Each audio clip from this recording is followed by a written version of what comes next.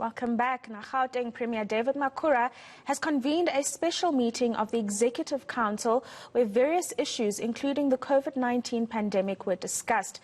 The Council has also expressed its concern around the Mandela Museum issue. For more on what exactly was discussed at the meeting, we're joined by Gauteng Government spokesperson Thabo Masebe. Thabo, many thanks for your time this evening. Let's start with what we're seeing happening at the Mandela Museum. Really key national point in South Africa. Why has it taken so long for the provincial government to address this particular issue, given that we saw the dilapidation starting in around 2016? No, the problem with the Mandela Museum is actually related to governance. The museum is still fine. It is in a state that it can continue to operate, it can continue to function. But it has had a serious problem in terms of governance, and that led to the company having been dissolved. So as the provincial government, we've always been concerned, but obviously we had to respect the processes that were underway. But now we have decided to intervene because we realize that we cannot stand by while these processes are continuing. We need to intervene in order to safeguard the interests of the public. The Mandela Museum is a very important asset of South Africa.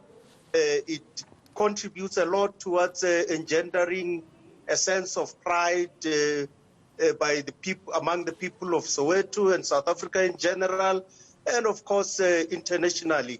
So we have to intervene to ensure that the museum continues to function, that it continues in terms of the purpose for which it was established. Right. Part of that intervention, according to your statement, is that you have asked for a halting of the expression of interest by liquidators so that you could negotiate with them. Will these negotiations lead to the provincial government perhaps taking control and no longer having a separate entity being at the helm of taking care of the museum? We will not get into the details of that. Our interest as the provincial government is to ensure that the museum continues to function, that it continues to play the role that it has been playing since it was established. So the exact nature of the outcome, obviously, it will be a negotiated outcome. So we have we are formally writing to the liquidators to say, let's get together and see what we can do. We have a great interest in ensuring that the museum continues to function. Right, let's move on to other matters that you have discussed in your Executive Council meeting, that being COVID-19 and the spike in infections that we have seen in Gauteng. What kind of engagements did you have around perhaps creating more restrictions to ensure the safety of the residents of Gauteng, as well as how you would implement these if you would? Well, clearly we are seeing a sharp increase in the new numbers of COVID-19 cases. Just over the past week alone, the past 7 days, the numbers have reached 6,000. And compared to the previous week, where the numbers a week were less than 2,000, this is a sharp increase. And we have also noted that some of the key contributors to the big numbers are the events that are referred to as super spreaders, where people are gathering in large numbers, and many people are also have lowered their guard. They no longer practice the safety or protective measures, non-pharmaceutical measures, which include the wearing of the mask and keeping a safe distance from the next person. So the message that we want to put across there is that it is in our hands.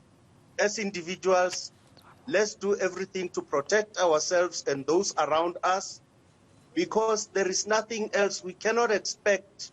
A hard lockdown is unaffordable. and undesirable. So we are not going to motivate for a harder lockdown, but rather we want to continue to appeal to the people that it is up to us, it's up to you and I, it's up to you to protect yourself and the person next to you. So let's keep wearing the mask, let's keep a safe distance from the next person, and let's continue practicing hygiene, washing our hands or sanitizing all the time. Yeah, Thabo, let me get in there. You do speak about some increased oversight in terms of more roadblocks and the like to make sure that people are following the lockdown regulations. But we had an interview with the Restaurant Association of South Africa earlier in the week, and they say many of their clients or the restaurateurs in the province have never had their registers that patriots are made to fill out when they enter the restaurant come to be collected by local government officials. So when we talk about track and tracing, how does that work when something like that is not done? We have to improve all of that. Compliance measures, the roadblocks will continue. A team of people who also go to check all the establishments will be doing so. We are going to be out there on a more regular basis. There will be more people out ensuring that there's compliance. And the other appeal we want to make is to the operators, the restaurant operators, and all other people who run businesses to say, work with us to ensure that all of us can at least get the message of compliance across. It shouldn't just be government. It is a responsibility for all of us to ensure that we protect ourselves.